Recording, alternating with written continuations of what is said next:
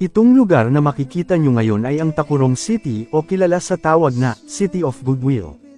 Ang Takurong City ay isang syudad sa probinsya ng Sultan Kudarat, na sakop ng rehiyon Soksarjan.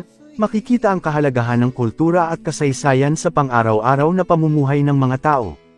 Ang mga katutubong Magindanaon, Ilonggo, Ilocano at iba pang mga katutubo ay nagbibigay ng kasiglahan sa lungsod, nagbibigay ng mga kwento ng kanilang mga ninuno at mga tradisyon na patuloy na ipinapasa sa mga susunod na henerasyon. Sa bawat kalye ng Takurong, maaaring makakita ng mga tindahan na nag-aalok ng mga lokal na produkto. Ang palengke ay puno ng sariwang prutas, gulay, isda, at iba pang produktong agrikultural na nagpapakita ng yaman ng lugar. Isa sa pinakatanyag na pagdiriwang sa Takurong ay ang Talakudong Festival. Sa bawat pagtatanghal ng sayaw at pagmarcha, nakikita ang kasiglahan at pagmamalaki ng mga residente sa kanilang kultura at identidad. Ito ay hindi lamang isang pagdiriwang kundi isang paggunita at pagpapakita ng pagmamahal sa kanilang bayan.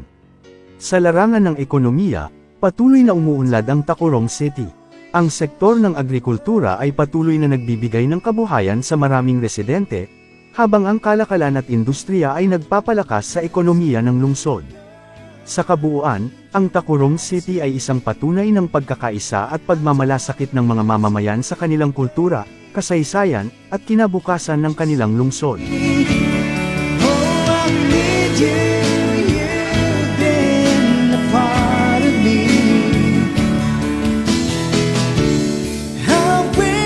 So